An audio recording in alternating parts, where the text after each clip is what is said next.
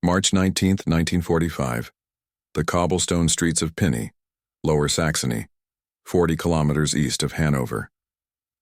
Major Tilo von Trot Susz stands in the darkness outside the town's military headquarters. A decoded teletype message from Wehrmacht High Command, crumpled in his fist. The order is explicit. Defend Pinney to the last man. Prepare all bridges, rail infrastructure, and industrial facilities for immediate demolition. Civilian evacuation is forbidden. Movement of population aids enemy advance. Around him, the town sleeps. 2,000 civilians, elderly men, women, children, unaware that in 7 hours, American artillery will begin ranging fire on their homes, unaware that Nazi doctrine requires their presence as human shields to complicate Allied targeting decisions, unaware that the bridges they cross daily to reach water pumps have been wired with 500 kilograms of high explosive that will detonate the moment American reconnaissance elements appear on the eastern approaches. Every regulation demands compliance. Every oath sworn to the Führer requires obedience. Every military legal code threatens execution for commanders who refuse lawful orders during wartime. But tonight, von Trot is calculating a different equation, one that weighs military protocol against civilian mortality, that measures personal honor against collective survival, that transforms a simple yes or no command decision into the most complex moral mathematics a Wehrmacht officer can face. The Americans will be here by dawn. The demolitions are prepared. The civilians are trapped, and von Trot has perhaps 6 hours to commit either the greatest act of military insubordination in his career or the greatest betrayal of basic humanity. Sometimes obeying orders isn't courage. It's cowardice dressed in the comfortable armor of regulations. And sometimes the only way to preserve honor is to destroy it in the eyes of everyone who will judge your actions by the rules you've chosen to break. Major Tilo von Trot Susz had arrived in Pinney on March 12, 1945, with orders that transformed garrison commanders into executioners of Germany's scorched earth desperation. At 34 years old, von Trot represented the contradictory face of the Wehrmacht officer corps in the war's final months. A professional soldier trained in precise tactical doctrine, but also an educated man who understood that the war was mathematically unwinnable, and that each day of continued resistance only multiplied civilian suffering without altering strategic inevitability. His family background complicated everything. His cousin, Adam von Trot Susz, had been executed in August 1944 for participation in the failed July 20th plot to assassinate Hitler. That connection had placed Tilo under intense Gestapo scrutiny, but had somehow not resulted in arrest or dismissal from military service. Now, 9 months later, he faced his own moment of decision about whether obedience to the regime was worth the cost it demanded. The orders he received upon assuming command reflected the Nazi regime's final strategic calculus. Hitler's Nero Decree, issued on March 19th, this very day, mandated destruction of all infrastructure that might be useful to the enemy: bridges, railways, communications facilities, industrial plants, food stores. The underlying philosophy was apocalyptic. If Germany could not win the war, then Germany itself should be destroyed rather than surrendered intact. Pinney held tactical significance that explained the stringent defense orders. The town straddled critical rail lines connecting the Ruhr to Berlin. 3 bridges crossed the Fuß River, providing routes American armor could use to bypass more heavily defended positions. Several small armaments factories continued producing ammunition despite Allied bombing. From a purely military perspective, Pinney warranted exactly the scorched earth measures Hitler's decree demanded. The 2,000 civilians remaining in Pinney by mid-March represented those who had either chosen not to evacuate or lacked means to flee westward. Elderly men too old for military service, women whose husbands were dead or missing, children who had known nothing but war. The town's demographics reflected the hollowing out of German society. The vital and mobile had already been absorbed into the war effort, or had fled, leaving behind those least capable of surviving the combat that German defensive doctrine now invited into their homes. Von Trot had spent his first week executing the technical preparations his orders demanded. Combat engineers wired the 3 bridges with enough explosive to drop their spans into the river. Rail junctions were prepared for demolition. Armaments factories had their machinery booby-trapped. Defensive positions were established in buildings commanding key streets, positions that used civilian structures for cover and concealment, guaranteeing that American artillery would impact residential areas. But the human element created moral friction that military protocols never adequately addressed. The bridges scheduled for demolition were the same structures civilians used daily to access water pumps and food distribution points. Destroying them would trap civilians between the river and approaching American forces, eliminating escape routes and ensuring that fighting would occur in densely populated areas where non-combatant casualties would be inevitable. Lieutenant Werner Kestner, von Trot's executive officer, had raised the evacuation question during initial planning. Standard procedure called for clearing civilians from combat zones, but Wehrmacht High Command had been explicit. Civilian evacuation was forbidden. The stated rationale was that civilian movement would clog roads needed for military traffic. The unstated calculation was more cynical. Civilian presence complicated American tactical decision-making and forced them to use cautious methods that reduced operational tempo. Von Trot had read these orders with growing comprehension that he was being ordered to use civilians as tactical assets, human shields whose presence would be weaponized. The realization transformed his military service into something approaching active participation in systematic atrocity. German soldiers defending Germany could claim moral justification. German officers deliberately trapping civilians in combat zones had crossed into territory where military necessity became indistinguishable from criminal disregard for civilian life. The mathematical realities provided cold clarity. Von Trot commanded approximately 180 soldiers, Wehrmacht infantry, Volkssturm militia, and teenage Hitler Youth conscripts. This garrison faced elements of the U.S. Ninth Army with overwhelming advantages in artillery, armor, air support, and trained infantry. The defensive equation was brutal. Von Trot's garrison might delay the American advance by 12 to 18 hours. This delay would cost perhaps 60 to 80 German casualties, 40 to 70 American casualties, and an estimated 200 to 400 civilian deaths from artillery fire, building collapses, and urban combat chaos. The bridges would be destroyed, factories demolished, and Americans would control Pinney anyway, after 18 hours of combat. The town would be devastated, and hundreds of civilians dead. The strategic value of this 18-hour delay was approximately zero. The American advance toward the Elbe would not be meaningfully affected by one day's delay at a minor town in Lower Saxony. The war's outcome was already determined. Germany's collapse was a mathematical certainty.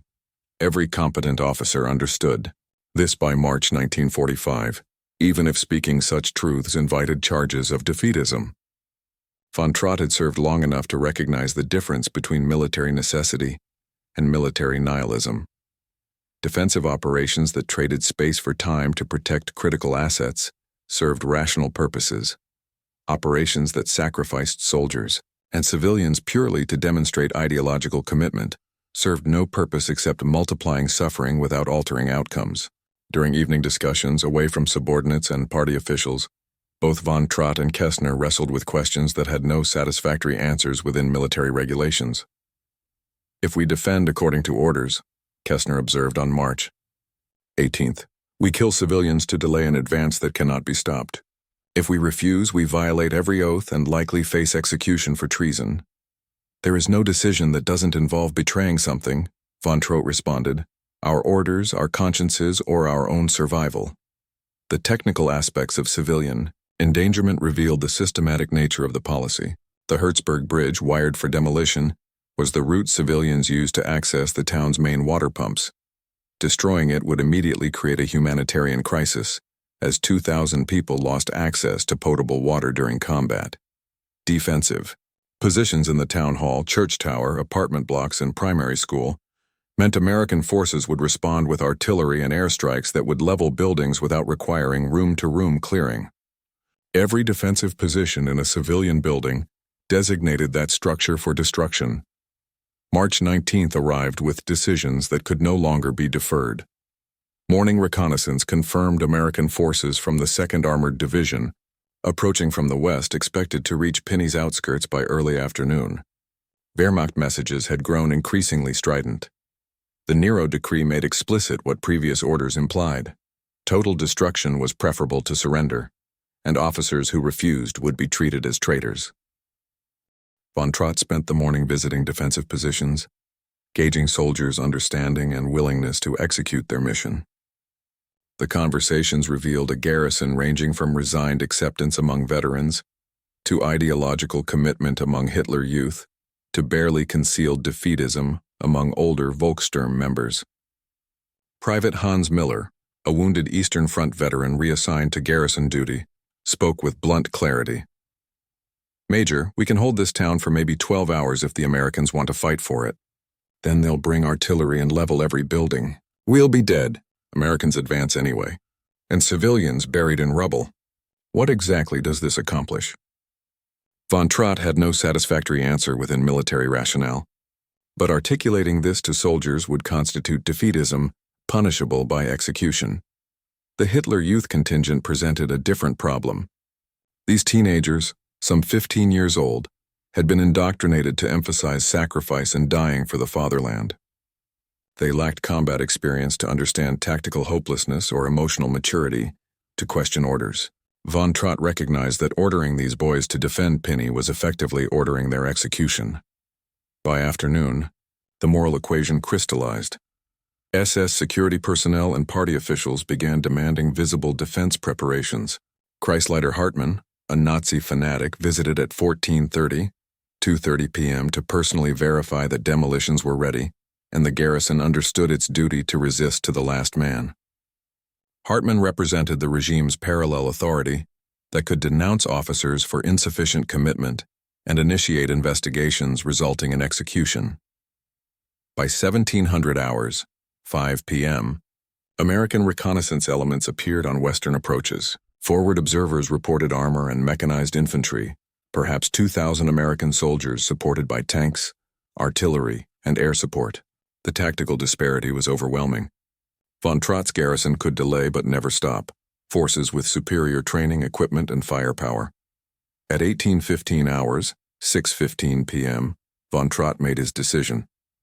He summoned Kestner and 3 trusted officers to a conference that would transform routine into conspiracy. "Gentlemen," he began, "we are going to refuse our orders. We are not defending Pinney. We are not detonating bridges. We are evacuating civilians and surrendering this garrison with minimal resistance. This constitutes treason under military law. We will likely face execution if discovered before we execute.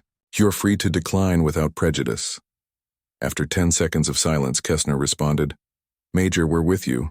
These orders accomplish nothing except killing civilians and soldiers for a lost war. What do we need to do?" The operational plan required systematic attention to detail, while maintaining security to prevent premature discovery by party officials. Von Trot and his officers developed a 4-phase plan to unfold over 12 hours. Phase 1. Civilian notification. 1900 hours to 2300 hours, 7 p.m. to 11 p.m. Trusted soldiers would inform civilians that evacuation would be permitted, despite official orders, that they should prepare to move with whatever possessions they could carry, and that the garrison would not defend Pinney. This required absolute operational security. Premature disclosure to party officials would result in immediate intervention. Phase 2. Neutralization of party officials. 2300 hours to 2400 hours, 11 p.m. to midnight. Nazi party officials and the SS personnel would be detained in the headquarters building, under pretext of final defense coordination. This constituted direct defiance of party authority and crossed from military insubordination to political resistance. Phase 3. Bridge security and demolition prevention. 2400 hours to 300 hours, midnight to 3 a.m. Combat engineers would remove demolition charges under cover of final preparations, but not detonate them. Bridges would remain intact for both civilian evacuation and American crossing. Phase 4. Mass evacuation and surrender. 300 hours to 700 hours, 3 a.m. to 7 a.m. Civilians would evacuate across intact bridges westward, away from approaching Americans toward Allied-controlled areas. Simultaneously, Von Trot would dispatch negotiators to arrange garrison surrender with minimal combat. Phase 1 began at 1900 hours, 7 p.m., as trusted soldiers moved through Pinney, informing civilians of impending evacuation. Initial reactions ranged from relief among those who understood they were trapped, to suspicion among others, fearing this might be a test by party officials. Soldiers explained that Major von Trot had prioritized civilian survival over military resistance, that the garrison would not defend the town, and civilians should prepare to evacuate during early morning. Frau Elisabeth Koenig, a widow whose husband died on the Eastern Front, lived with her elderly mother and young daughter in an apartment building designated as a defensive position. When soldiers informed her of planned evacuation, her reaction captured civilian desperation. "You're saying we can leave? The garrison won't force us to stay during fighting? Major von Trot is refusing defense orders," the soldier explained. "He's evacuating civilians and surrendering the garrison. Be ready to move by 3 a.m. The relief on Frau Koenig's face was followed by different fear. "If he's refusing orders, won't they execute him?" The soldier had no comfortable answer. "Probably, ma'am, but at least you and your daughter will survive." Phase 2 began at 2300 hours, 11 p.m., with detention of party officials who would otherwise interfere. Kreisleiter Hartmann and 3 Nazi functionaries were summoned to headquarters under pretext of final coordination. Upon arrival, they were placed under guard. Hartmann's reaction combined outrage with incomprehension. "Major von Trot, you cannot detain party officials." "I demand immediate release." Von Trot's response represented the culmination of days of calculation. "Kreisleiter Hartmann, I am refusing orders to defend this town. I am evacuating civilians and surrendering this garrison to American forces. You and other officials will remain under guard to prevent interference. You are free to report my actions after civilians are evacuated and surrender is complete." The officials' protests continued until they recognized their detention was not negotiable. They were confined to a guarded room where they could neither communicate with higher authorities nor interfere, with operations proceeding in direct violation of Hitler's directives. Phase 3 required technical precision. Combat engineers who had spent days preparing bridges for demolition now reversed their work, carefully removing explosive charges and detonators while maintaining the appearance of final preparations. The demolition systems had been designed for reliable detonation, with redundant firing circuits that now had to be systematically dismantled without triggering accidental explosion.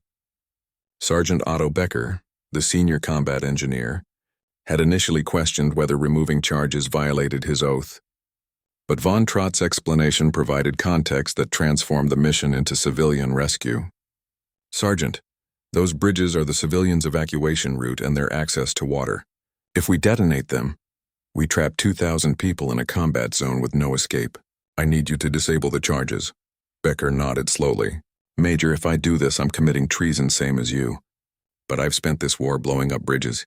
Maybe it's time to save one. Give me 2 hours." By 1:30 a.m., all 3 bridges had been secured with demolition charges removed and stored safely. The structures remained intact, providing routes civilians needed for evacuation and that American forces would use to cross the Fusse without combat. Phase 4 began at 3 a.m. as soldiers guided civilians toward evacuation assembly points near intact bridges. Approximately 2,000 people, elderly men, women, children, sick and injured, gathered in pre-dawn darkness with whatever possessions they could carry. The organized military supervision provided structure that spontaneous refugee movements lacked. Soldiers guided civilians along safe routes, helped those with difficulty walking, and maintained order. Von Trot watched from headquarters, understanding each civilian who crossed the bridges represented both a life saved and further evidence of his treason.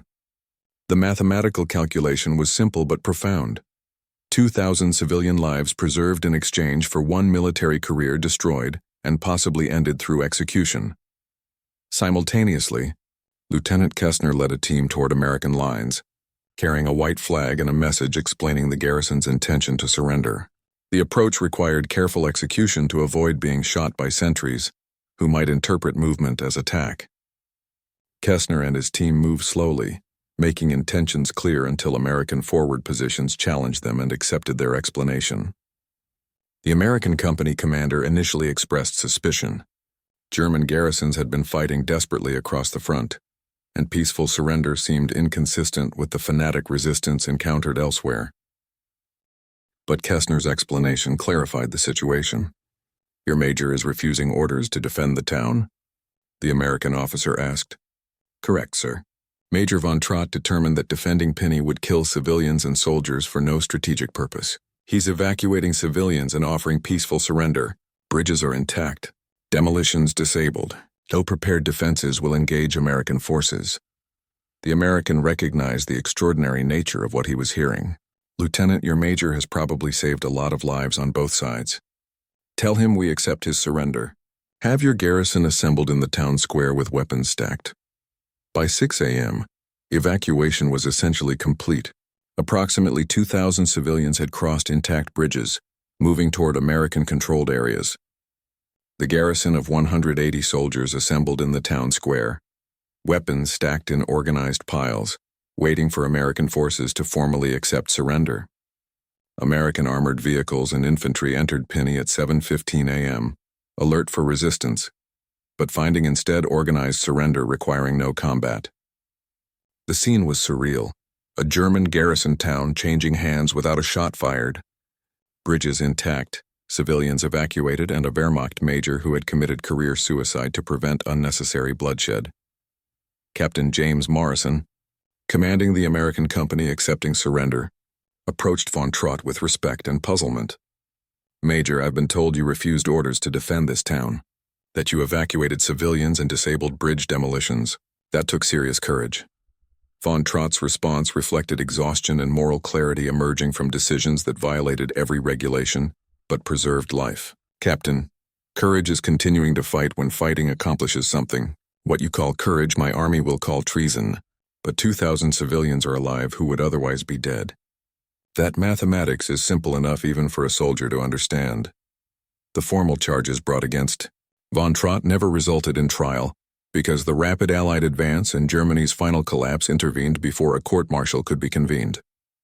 He spent the war's remaining weeks in American custody, neither prisoner nor collaborator, but a Wehrmacht officer who had chosen mathematical certainty of civilian survival over ideological demands of a collapsing regime. Private Miller, who had participated in civilian evacuation, later reflected on von Trot's decisions.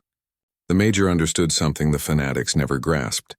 Soldiers who die accomplishing nothing haven't served their country. They've just died. Civilians who die because soldiers followed stupid orders haven't been defended. They've been murdered by military protocol. Sometimes the most courageous thing a soldier can do is refuse to fight. Frau Koenig and her family, who evacuated across intact bridges in the early morning hours of March 20th, survived the war. Years later, she described that night as the moment she understood individual moral choice retained meaning even within a totalitarian context. Major von Trot had every reason to follow orders, she explained decades after. Following orders would have been legally correct, militarily proper, and personally safer. But he chose to save civilians instead. He understood that regulations and oaths don't eliminate the fundamental human obligation to refuse participation in unnecessary killing. The mathematics of von Trot's decision remained stark. By refusing orders, he preserved approximately 2,000 civilian lives that would otherwise have been lost during combat. He saved approximately 140 to 150 military lives, German and American, that would have been expended in a battle that could never alter strategic outcomes. He prevented destruction of infrastructure that had no military value once Americans controlled the territory. The costs he accepted were equally clear. His military career ended in acknowledged treason. His family faced potential reprisals until Germany's collapse. His personal honor, as defined by military regulations and sworn oaths, was sacrificed completely. The final lesson of Pinney was perhaps most profound and most uncomfortable for military institutions to acknowledge. Sometimes the most moral choice available to a military officer is direct violation of lawful orders. Sometimes preserving honor requires destroying it in the eyes of those who judge actions purely through obedience to regulations. Sometimes the mathematics of life and death demand that individual conscience override institutional authority, even when that override constitutes treason under military law. So von Trot had understood that defending Pinney would kill civilians and soldiers to accomplish nothing except demonstrating obedience to a regime whose directives served no purpose beyond multiplying suffering. He had calculated that civilian survival mattered more than personal survival, that life preserved through insubordination was worth more than death achieved through obedience.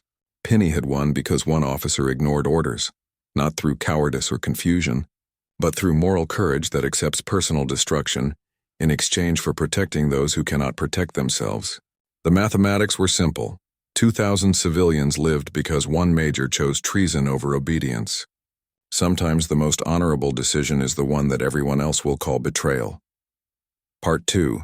The P-51 Mustang Story. November 1944. The war over Europe had entered its final desperate winter.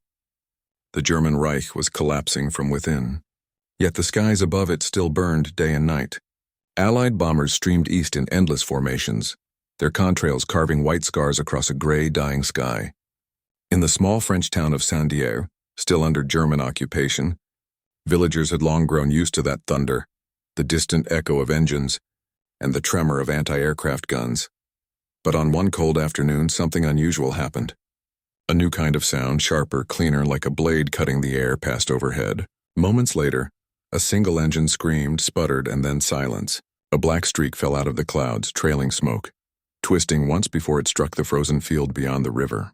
When the German guards reached the crash site, the wreck still hissed from heat against snow. The propeller blades were sheared off, half buried in mud. A white star on the fuselage glowed under the moonlight. An American plane, but not one they recognized. It was sleek, with smooth silver skin and a long, elegant nose. Not a Thunderbolt, one soldier murmured. Too thin, too fast. They found the pilot dead, his oxygen mask frozen to his face. His dog tag read Lunette William Harper, 300th of the 2nd Fighter Group.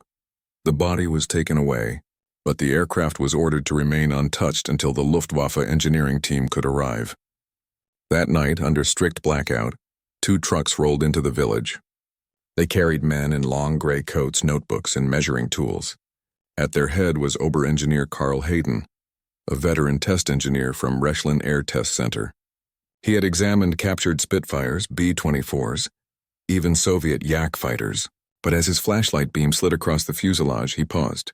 This, he whispered, is something else. The plane still smelled of gasoline and burned paint. Despite the crash, its mainframe was intact. The rivets were flush, the seams seamless. Its canopy glass was thick but perfectly clear. Look at the wings, one assistant said. They're too thin for this size. How does it even lift? He knelt by the left wing, brushing away ice to reveal the marking. North American P-51D. He repeated it quietly as if saying a code. He had read rumors about a new long-range escort fighter, but no one in the Reich believed it could reach central France and return to England. It can't be real, said another engineer. At this range, our Bf-109s would have run dry twice. Yet here it was, proof lying in the snow. By dawn, the plane had been loaded onto a flatbed truck, tarped and driven east toward Germany. Along the way, the convoy passed the ruins of rail lines and burned convoys, signs of how the air war had shifted. Allied fighters now hunted everything that moved.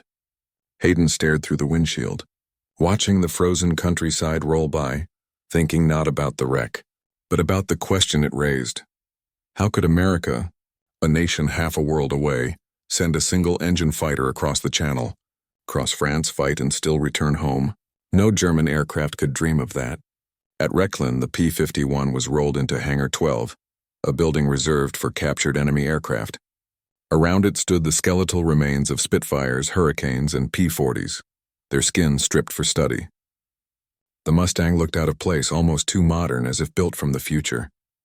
The engineers moved silently around it, documenting every detail. The surface finish, one noted, feels polished, almost like a mirror. Another measured the fuel tanks and frowned. Too large for this frame, unless, he interrupted, unless it carries more than one type of tank. When they opened the fuselage, they found evidence that stunned even the most seasoned engineers. Auxiliary fuel tanks, plumbing lines leading to an automatic switching system, and the unmistakable fittings for 2 external drop tanks. Combined, it could more than double the range. That's how it got here, Hayden said quietly. It carried its own road. Outside, the air raid sirens wailed again. Somewhere above, the real versions of this machine were already crossing into Germany.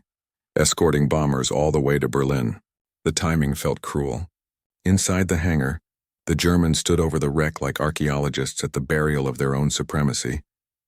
Hayden closed his notebook. "Gentlemen," he said, "we are not looking at a plane. We are looking at an idea." The American pilot who died in that French field would never know it. But his fall had set off one of the most important discoveries of the war. Not a secret weapon, not a code, but a realization. The Luftwaffe had spent years perfecting engines, guns, and armor. Yet here was a machine that rewrote every assumption. It was light yet strong, simple yet advanced. It didn't just fight. It traveled, out-endured, and outthought its enemies. As the camera would fade from the hangar lights to the roar of engines high above, the narrator's voice would return. That night in Saint-Dié, the engineers of the Reich touched the future and realized it did not belong to them. Before the P-51 arrived, the sky over Europe was a graveyard made of aluminum and fire. From late 1942 through most of 1943, the Luftwaffe owned the daylight. German aces with hundreds of victories patrolled the air above France and the Low Countries like wolves, circling a wounded herd. The Americans were new to this kind of war. Their bombers, the massive B-17 Flying Fortresses and the longer-legged B-24 Liberators, were supposed to fly in tight formations, each aircraft's guns covering the others. In theory, mass firepower would protect them. In reality, it was suicide. Every morning, the crews of the 8th Air Force in England climbed into freezing cockpits, knowing they were flying beyond the range of their escorts. The heavy thunderbolts that guarded them could only accompany them for the first leg of the mission, about 300 miles, before fuel gauges dropped into the red. At that invisible line in the sky, the P-47s turned back for home and the bombers continued alone. German radar stations stretching from Calais to Kassel tracked their advance, sending up waves of Bf-109s and FW-190s to intercept. From that moment on, it was a one-sided slaughter. In Schweinfurt, Regensburg, Bremen, and Hanover, the pattern repeated.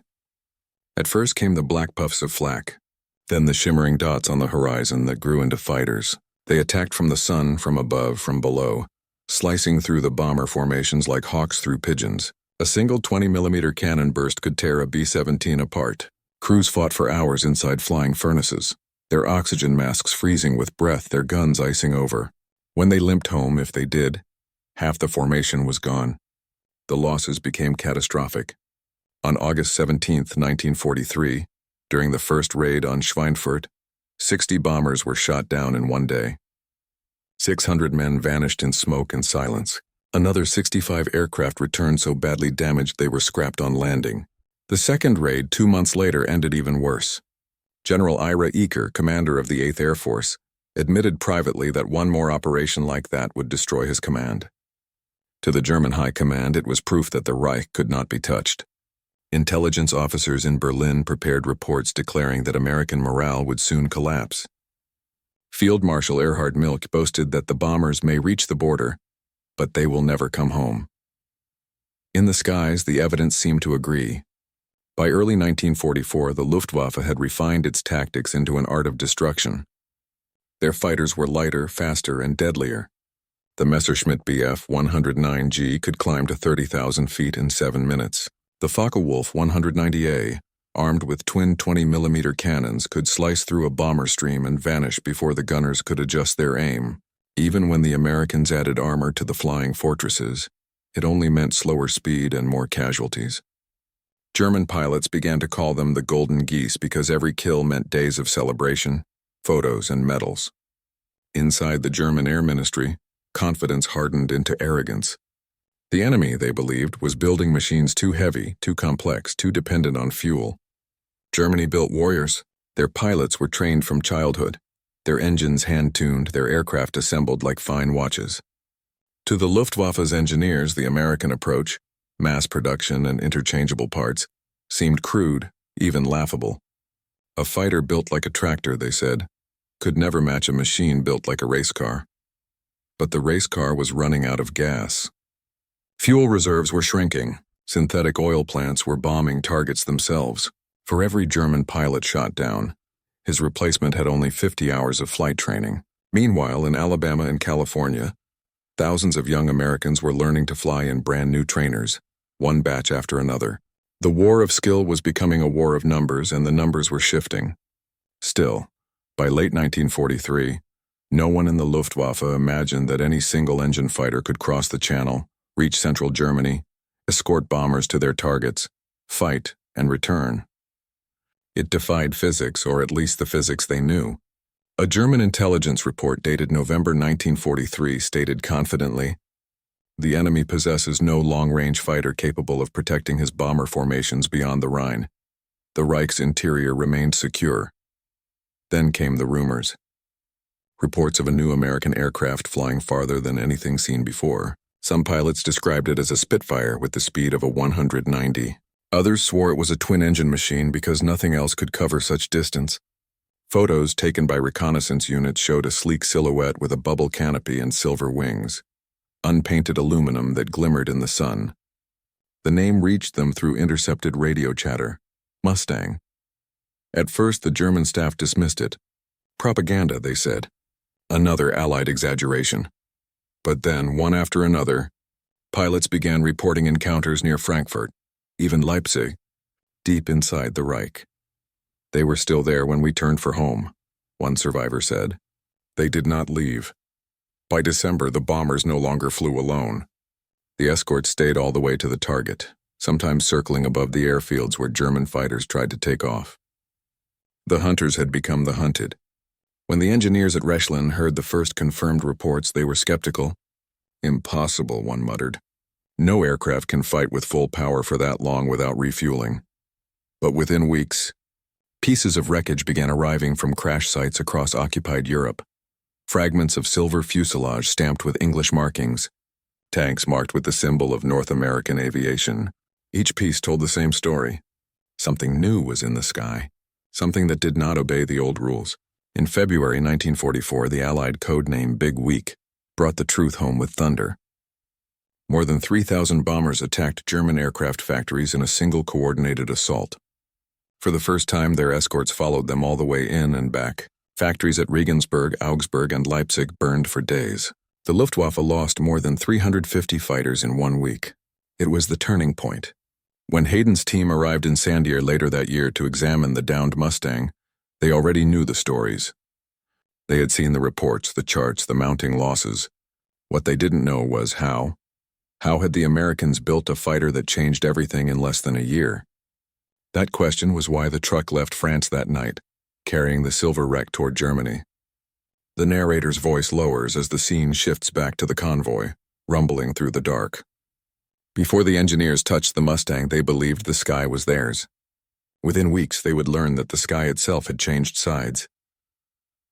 The morning fog at Rechlin hung thick and low, clinging to the metal hangars like smoke from a dying fire. Inside Hangar 12, the captured P-51 lay under floodlights, its silver skin dulled by frost and oil. Around it, German engineers moved quietly, their boots echoing on the concrete floor. Each man carried a clipboard, calipers, or a camera. The air smelled of gasoline and cold steel. Above them, the sound of distant engines reminded everyone that the war outside had not paused. Ober-engineer Carl Hayden stood at the nose of the aircraft, running a gloved hand along the cowl. "It's almost seamless," he murmured. "Look, no visible rivets, no protrusions." One of his assistants, a young engineer named Miller, leaned closer. "They've polished the surface. Even the panel joints are flush." "That's not for looks. That's aerodynamics." Hayden nodded. "Laminar flow," he said quietly. The term was familiar but rare. Germany's aerodynamicists had studied it before the war, but no one had managed to make it practical. The Americans had. They began by removing the damaged cowling. Beneath it sat the heart of the Mustang, the Packard Merlin FE 1657 engine. To most it looked like an ordinary V12, but Hayden recognized the lineage instantly. "Merlin," he said, "but not British." One of the men handed him the identification plate. "Manufactured by Packard Motor Company, Detroit, Michigan." Hayden frowned. "They're building Rolls-Royce engines in car factories?" It sounded impossible, yet here was the proof. They examined the supercharger housing next. The two-stage, two-speed system was unlike anything Germany had mass-produced. The first stage compressed the air, feeding it into the second, maintaining full power even at 30,000 feet. That's why their pilots can fight over Berlin, Hayden said. This engine doesn't lose breath at altitude. He compared it to the Daimler-Benz DB605 used in the Bf 109. The German design relied on a single-stage supercharger, efficient at low altitude but gasping above 20,000 feet. Ours are athletes, Hayden muttered. Theirs are marathon runners. When the mechanics drained the remaining fuel, they noticed something strange. The liquid smelled different, less oily, more refined. Chemical analysis would later confirm it was 100-octane aviation gasoline, far superior to the synthetic 87-octane fuel used in German fighters. That discovery caused silence to fall over the group. It meant that even if they could copy the Mustang, they couldn't feed it. The dismantling continued. Each part revealed another surprise. The landing gear was built from lightweight alloy, yet stronger than the steel struts of the Bf 109. The oxygen system was fully automatic, adjusting for altitude without pilot input. Even the controls are simplified, Miller said, flipping through the cockpit diagrams. Look, fuel mixture, propeller pitch, manifold pressure, all linked together. The pilot only has to push one lever. He looked up, half amused, half astonished. They've made flying idiot-proof. Hayden didn't smile. No, he said. They've made it efficient. That means they can train thousands. The cockpit itself looked almost luxurious compared to the cramped German designs. A padded seat, wide canopy, clear visibility in every direction. No blind spots, Hayden noted. Our fighters have rear armor so thick the pilot can barely see behind him. This one barely needs armor. It relies on awareness. He tapped the clear bubble canopy with his knuckle. Simple, obvious, and we missed it. As they traced the fuel lines, the mystery of the Mustang's range began to unfold. Beneath the pilot seat was a main tank of 85 gallons, but behind it, within the fuselage, they found another. An internal reserve of 85 more. They're carrying fuel where we store radios, Miller said. Then came the revelation that tied it all together. The fittings for external drop tanks, one under each wing, each capable of holding another 75 gallons. Total capacity, Hayden calculated, allowed over 400 gallons. That's nearly twice what a Messerschmitt carries. But the real genius wasn't just the capacity, it was how the fuel was used. An electric selector system allowed the pilot to drain the external tanks first, then switch to internal ones with a single toggle. When the drop tanks were empty, they were jettisoned instantly, leaving the aircraft light and agile for combat. It flies heavy across the channel, Hayden said, and arrives here still fresh enough to fight. That's how it escorts the bombers home. For a moment, the hangar was silent except for the ticking of cooling metal. The engineers had studied countless enemy aircraft, but none had felt like this. Logical, elegant, inevitable. It's not one breakthrough, Hayden said finally. It's 50 small ones all working together. He pointed to the label stenciled near the cockpit. North American Aviation. That's the difference. They can make thousands identical. We build masterpieces one at a time. They build miracles by the dozen. Later that day, test pilot Hauptmann Vogel arrived from the airfield to inspect the aircraft. He had shot down 31 Allied planes and knew the feel of combat. What do you think? Hayden asked. Vogel studied the Mustang for a long moment. It looks easy, he said.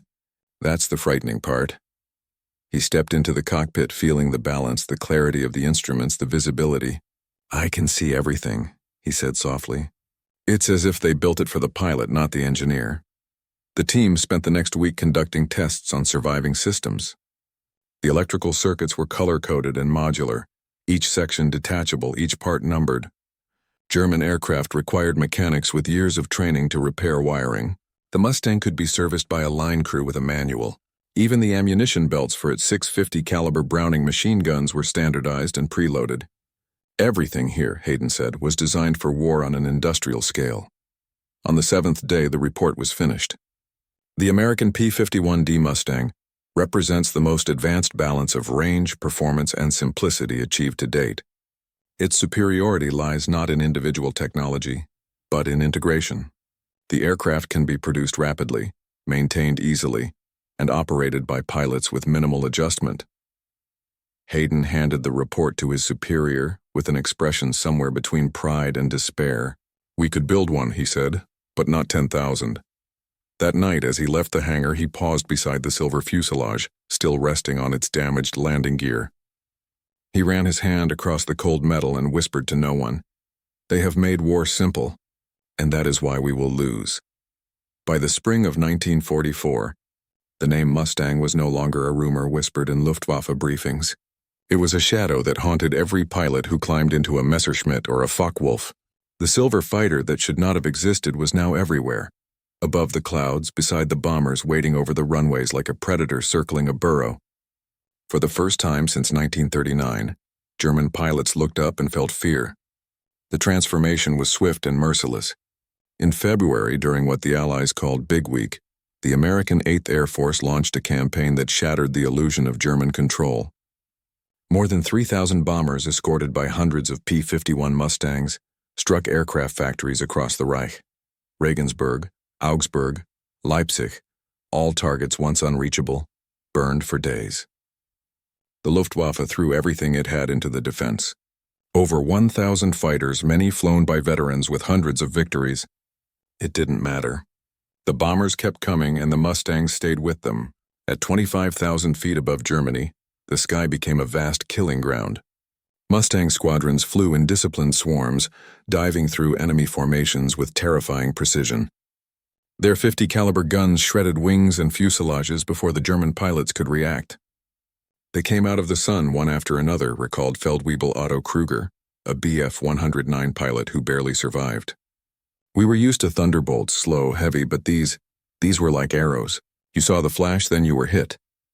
The statistics told the story better than propaganda ever could. Between January and June 1944, the Luftwaffe lost nearly 3,000 fighters in the West. In that same period, the 8th Air Force lost less than half that number, most of them bombers that had completed their missions. German industry, already strangled by fuel shortages, could not replace the planes fast enough. More devastating still, the Luftwaffe was losing its pilots. Before the Mustang, German aces could fight, retreat, and live to fight again. They chose when and where to engage. Now they were hunted even as they climbed from their airfields. The new American tactic was relentless. P-51s roamed ahead of the bomber streams, sweeping enemy airfields before the raids even began. When the first bombers crossed the border, half the defending squadrons were already destroyed on the ground. At Venlo, one of Berlin's largest fighter bases, the alarm sirens often meant death before takeoff. "We could hear them coming before we saw them," said Oberleutnant Hans Meyer of JG-3. "That deep roar of the Merlin engine, it was the sound of doom." On March 8, 1944, his squadron lost 7 aircraft in less than 10 minutes. None of the German fighters had even left the runway. The pilots began to call them the Silver Death. Their reflective aluminum skins glinted like blades in the sun, making them both beautiful and terrifying. Ground crews painted the undersides of German planes dark gray to blend with the terrain. But it didn't matter. The Mustangs were faster, higher, and more numerous. When the Allied bombers struck Berlin for the first time in daylight, the Reich's leadership refused to believe the reports. "Impossible," Goering shouted. "No single-engine aircraft can escort them that far." But the proof was above his own city, the sky filled with contrails stretching from horizon to horizon. The once proud Luftwaffe now struggled to put 400 operational fighters into the air, while the Americans sent more than 800 escorts in a single day. The ace pilots who had defined the early years of the war began to vanish. Günter Rall was shot down by a Mustang over Normandy. Egon Meyer, credited with over 100 victories, was killed over Montmedy. Walter Nowotny, the jet pioneer who might have changed Germany's fate, was ambushed by P-51s near Hessepi and never returned. Each loss was more than personal. It was the collapse of experience. Even the survivors felt the weight of inevitability. On April 13, 1944, Major Adolf Galland, once Germany's youngest general, wrote in his diary, "The enemy has achieved mastery not through brilliance, but through constancy. Their machines fly and fly and fly. Ours fight once, then rest." In the skies, the imbalance grew visible. The Mustangs flew in formation so tight they seemed welded together. Their coordination was effortless, their discipline mechanical. A Luftwaffe officer studying gun camera footage of American attacks muttered, "They fly like a machine, not a squadron." He was right. American pilots were trained to follow procedures, not instinct. It was the triumph of system over style. Even when German fighters scored kills, the victories felt hollow. Downing one Mustang meant facing 10 more. Allied production lines in California and Texas replaced every loss in days. By contrast, a single destroyed German aircraft meant weeks of delay and dwindling fuel reserves. Each dogfight bled the Luftwaffe's veins dry. By the summer of 1944, the front lines had reached the heart of the Reich. Allied bombers could strike anywhere, anytime, escorted by Mustangs that seemed immune to exhaustion. The few remaining German airfields became traps. Fuel shortages grounded entire squadrons. Mechanics drained the tanks of damaged aircraft just to keep a handful flying. In July, the Allies launched Operation Overlord, the invasion of France. More than 500 P-51s filled the sky over Normandy. They strafed trains, convoys, and even horse-drawn carts. The Luftwaffe barely appeared. The handful of German fighters that reached the beaches were met by swarms of Mustangs and Thunderbolts. "We took off knowing we would not come back," said pilot Willy Unger. "But we had to go. It was duty." His unit lost 12 aircraft in 1 hour. From the ground, German civilians watched the daily raids with disbelief. Children pointed at the silver trails overhead, tracing endless arcs through the blue. Their parents knew what it meant. Factories burning, cities flattened, sons and brothers gone. The air raid sirens became part of life. But what truly broke morale was the silence after, the knowledge that the enemy owned the sky completely. At Rechlin, Hayden read the combat reports and understood that the war his engineers had studied in theory was now reality.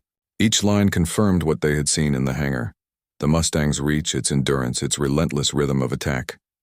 "Every statistic," he wrote, "is a nail in the coffin of the Luftwaffe." By autumn, German pilots stopped asking, "Where are they?"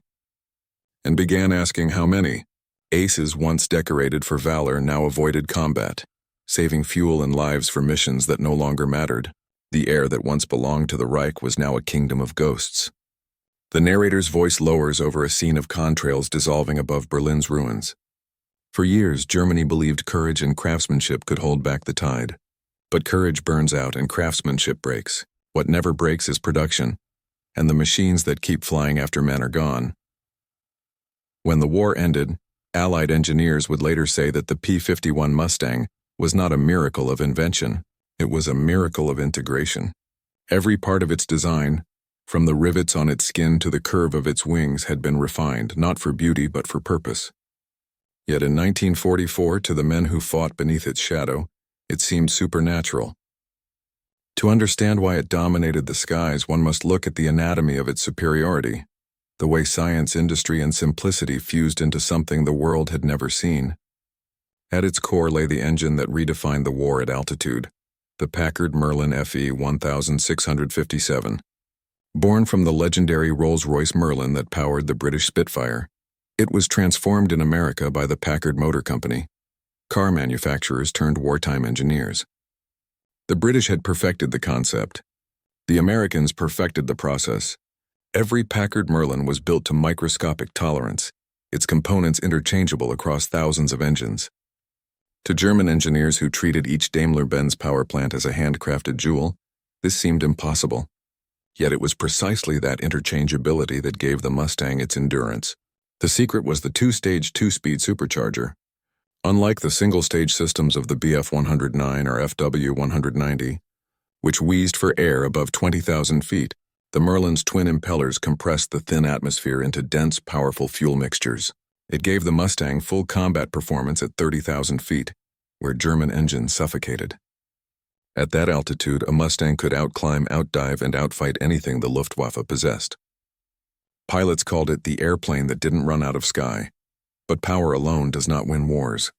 Power must be directed, and that direction came from the Mustang's most revolutionary feature, its laminar flow wing. On paper, it looked simple. A symmetrical airfoil with a smooth upper surface and a delayed point of maximum thickness. In practice, it was genius. Traditional wings created turbulent airflow that robbed speed and burned fuel. The Mustang's wings sliced through the air with minimal resistance, reducing drag by nearly 15%. The result was astonishing efficiency: higher speed, lower fuel consumption, and greater range. German aerodynamicists at Göttingen had theorized about laminar flow before the war, but their factories lacked the precision machining to make it reality. Tiny surface imperfections, even a misaligned rivet, could destroy the effect. American industry, with its mass-produced perfection, could achieve what German craftsmanship could not. Every wing panel was polished, every joint flush. The result was a fighter that could cruise faster than most aircraft could sprint. Then came the fuel system, the Mustang's invisible superweapon. The engineers at North American Aviation knew that range was everything. A bomber escort that couldn't reach Berlin was useless. So they designed the Mustang to carry more fuel than any single-engine fighter in history. Inside its fuselage sat two main tanks totaling 170 gallons. Beneath its wings hung two streamlined drop tanks, each adding 75 more. That combination gave it a total of over 400 gallons, twice that of a Bf-109. What made it revolutionary was how that fuel was managed. An electric control system allowed the pilot to burn the external tanks first, then automatically switch to the internal ones. When empty, the drop tanks were jettisoned, leaving the aircraft lighter and sharper for combat. It meant a pilot could fly 750 miles to Berlin, fight for half an hour, and still have the range to return home. In the age of piston engines, that was equivalent to crossing an ocean. The Germans tried to match it. They fitted the FW-190D with larger tanks, the Bf-109K with streamlined fairings, even experimented with disposable fuel pods. None worked. The engines overheated. The balance shifted. The controls became unstable. The Mustang, by contrast, handled perfectly at every weight, from takeoff to the final dogfight. But the Mustang's superiority went beyond metal and fuel. It extended to the pilot himself. Inside its cockpit, every control was laid out with human instinct in mind. Visibility was unobstructed through its bubble canopy, an innovation that seemed minor until it saved 1,000 lives.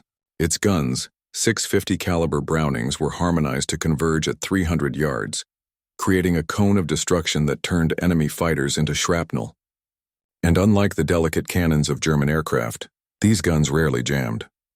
American pilots could hold the trigger for a full 5 seconds, an eternity in combat, knowing every round would fire. Even the Mustang's landing gear told a story of thoughtful design. Unlike the narrow undercarriage of the Bf-109, which caused countless accidents on takeoff, the P-51's wide-set gear made it forgiving, stable, and easy to land. New pilots could master it in days, not months. Training schools across the United States produced thousands of Mustang-ready aviators each year. Germany's best pilots might still have had more experience, but America now had more pilots. The culmination of all these features was not just a faster or tougher aircraft. It was a weapon system that multiplied its own effectiveness. A squadron of Mustangs could operate with mathematical precision. While one flight escorted bombers, another hunted interceptors. Their radios were crystal clear, their procedures standardized. Combat became coordination, and coordination became dominance. To German strategists, it was infuriating. They do not fight as men, one Luftwaffe report complained. They fight as machines directed by machines. Yet that was the essence of the Mustang's power. It represented the transition from individual heroism to collective precision. By mid-1944, the difference in philosophy was visible in every wrecked airframe. The remains of a Bf-109 told a story of artistry, polished fittings, welded joints, bespoke engineering. The remains of a P-51 told a story of system, modular parts, interchangeable panels, serial numbers printed like scripture. One aircraft celebrated craftsmanship. The other embodied efficiency. Even in battle, the contrasts were stark. German pilots relied on instinct, turning dogfights into duels of reflex and pride. Mustang pilots relied on checklists. Climb to altitude, engage from above, fire in short bursts, roll out, cold, procedural, effective. One American ace summarized it bluntly. We didn't have to be better, we just had to follow the system. When the engineers at Rechlin finished analyzing the Mustang's technical drawings, their report reads like an evaluation and more like an obituary. It is not a fighter in the traditional sense, the document concluded. It is the result of an industrial civilization applied to warfare. We cannot replicate it because we are not that civilization. The narrator's voice returns over the sound of the Merlin engine rising toward a shriek. Germany built aircraft to win dogfights. America built aircraft to win wars. The difference was not measured in horsepower or bullets. It was measured in philosophy. As the camera fades to the gleaming silhouette of Mustangs escorting bombers across the clouds, the message becomes clear. The Mustang was not simply faster or stronger. It was inevitable. In the final months of 1944, as the Allies closed in from every direction, the work at Rechlin slowed to a kind of silence. The hangars that had once echoed with the metallic music of experimentation now stood half empty. Bombing raids had crippled the railways, cutting off supplies. Fuel deliveries arrived only once a week. The engineers who had spent their lives studying flight now listened to the rumble of bombers overhead and wondered how much longer the walls around them would stand. Ober-engineer Carl Hayden sat at his desk, staring at the latest order from Berlin. It was brief, almost desperate. Find a way to replicate the P-51 Mustang's performance using available German materials. He read it twice and folded it quietly. They still didn't understand. You could copy a wing. You could copy an engine, but you couldn't copy the system that built them. When the first bombs fell near the facility that winter, the engineers gathered in the shelter with their reports and blueprints. Someone asked what would become of their research. Another replied bitterly, "They'll burn before anyone reads them." Hayden said nothing. His eyes were fixed on the ceiling, feeling the vibration of explosions through the earth. It wasn't just the sound of defeat. It was the sound of realization. That night after the raid, he walked through the hangar alone. The Mustang still stood there, its silver fuselage patched with German markings for test flights that would never happen. The sight of it no longer filled him with envy or anger, only respect. He ran his hand along the polished metal and whispered to himself, "They didn't win because they built a better plane.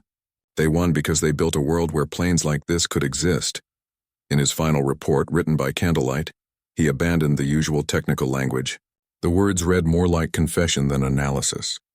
Our philosophy of design values precision above productivity, craftsmanship above consistency. We treat each machine as art. The Americans treat theirs as arithmetic. We revere the individual. They revere the system, and systems endure. He knew what that meant for his country. For years, Germany had prided itself on being the home of engineers, the land of technical perfection. But the war had turned that strength into a weakness. Perfection took time, and time was the one resource the Reich no longer had. America, by contrast, had replaced perfection with process. Its factories ran 24 hours a day, not chasing brilliance but reliability. Their aircraft were not flawless, but they were endless. As the winter deepened, Rechlin became a mirror of the nation itself. Brilliant minds trapped inside a dying machine. Some engineers still clung to hope, whispering about the jet-powered Me-262, the rocket interceptor, the vengeance weapons that would change everything. Hayden did not argue. He simply said, "Even if they fly, what will they run on?" The fuel that once powered the Luftwaffe now existed only in reports. Synthetic refineries were in ruins, tankers destroyed, training schools stood empty, their young pilots sent to the front with barely a dozen flight hours. The statistics were merciless. By February 1945, the Luftwaffe had fewer than 200 operational fighters across all of Germany. In contrast, the Allies had more than 6,000 aircraft over Western Europe alone. When a colleague asked Hayden what the Mustang had taught him, he replied, "It taught me humility. We thought the war was a contest of machines. It was a contest of systems." One evening, he invited his remaining staff into the hangar and pointed to the Mustang's disassembled engine. "Look at it," he said. "Every bolt, every line, every mark was made to be replaced, not revered. That is why they can build thousands. We build monuments. They build mobility." The men said nothing. Each one knew he was right. The next morning, Allied bombers struck a nearby airfield. The engineers watched from the shelter as the sky filled with black smoke. Above the explosions, they could hear the deep, steady roar of the Merlin engines.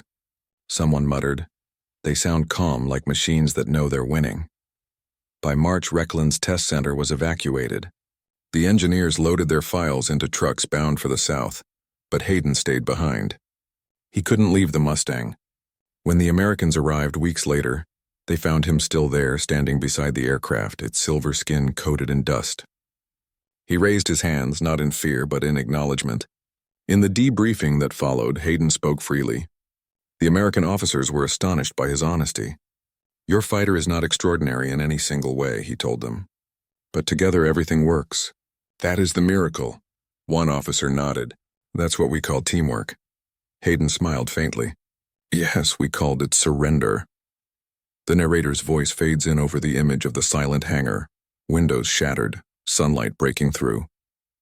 Dust wars are not always lost on battlefields. Sometimes they are lost in factories and design rooms, in the spaces where one philosophy meets another and fails to adapt.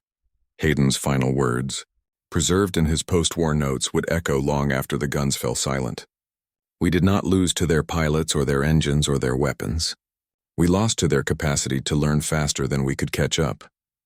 When the war finally ended, the engineers of Rexlin were among the first to be taken into Allied custody. Many expected imprisonment or trials. Instead, they were questioned, studied, and eventually offered work. The Americans were not after revenge. They were after knowledge. In the months that followed, the victors of the air war turned to the very minds they had defeated, hoping to understand how to prevent such a war from ever happening again, or how to win the next one even faster. For Carl Hayden, it was a strange kind of afterlife. He was sent to assist in cataloging captured German aircraft for shipment to the United States. One morning in June 1945, he stood on the tarmac at Le Havre, watching dozens of crated machines being loaded onto Liberty ships. Me-262 jets, W-190 prototypes, even fragments of V-2 rockets. At the edge of the pier sat a single P-51 Mustang, its silver skin gleaming in the rising sun. An American mechanic approached, smiling. "You want to see her fly one last time?" he asked. Hayden nodded. The mechanic climbed in, started the Merlin, and taxied down the pier. The sound rose from a purr to a roar, a sound that had once meant terror to Hayden's countrymen. Now it sounded like inevitability. When the aircraft lifted into the sky, it seemed to carry with it the spirit of an age that had already begun to change. The Mustang was no longer just a weapon. It was a monument to what industrial civilization could achieve when everything, engineers, workers, logistics, pilots, moved in rhythm. The war had proven something far larger than victory or defeat. It had proven that the era of the lone genius, the heroic ace, and the artisanal machine was ending. In its place came the era of systems where progress was no longer the work of one mind, but of millions acting together. Across the ocean, in American factories that had once built bombers by the hour, the assembly lines were retooled to build airliners, tractors, and automobiles. The same precision that had filled the skies with Mustangs now filled the post-war world with machines for peace. The line between weapon and tool blurred. The very logic that had created the perfect warplane now promised the modern age itself. In Germany, the surviving engineers faced a quieter reckoning. Some found work under Allied supervision. Others faded into anonymity. Hayden, by then an old man, would later tell an interviewer, "We were trained to believe in mastery. The Americans believed in management. Mastery dies with its master. Management ensures." His words captured the shift that defined the 20th century. The P-51 continued to fly long after the war. Over Korea, in foreign air forces, and at air shows where its metallic song became nostalgia instead of fear. Children pointed at it and saw beauty, not power. To them it was the sound of victory, freedom, and flight itself. Few of them knew that the same design had once caused a generation of German pilots to whisper prayers before every mission. At the Smithsonian in Washington, one Mustang was restored to factory condition and placed on display beside a Bf-109. Visitors often stood between them, studying their contrasts. One was sleek, silver, and open, the other compact, angular, and enclosed. Yet the real difference was invisible. The invisible network of factories, workers, and ideas that made one aircraft infinite and the other irreplaceable. The narrator's voice lowers as the camera lingers on the exhibit. The P-51 was not just faster or stronger. It was the first aircraft built not by a nation, but by an ecosystem, a living machine of design, production, and purpose. Its pilots flew with courage, but its true engine was organization. In that sense, the Mustang marked not the end of a war, but the beginning of a transformation. The skies of the future would no longer belong to aces chasing glory. They would belong to systems, vast, interconnected, and relentless. Hayden's generation had built masterpieces by hand. The next would build networks that thought, decided, and built themselves. As the film closes, archival footage rolls. Mustangs taxiing on post-war airfields, pilots smiling, propellers glinting in the sun. The narrator speaks the final line. In 1944, German engineers touched a wreck and saw the future. In that moment, they understood that wars are not won by heroes or machines, but by the systems that endure when heroes are gone.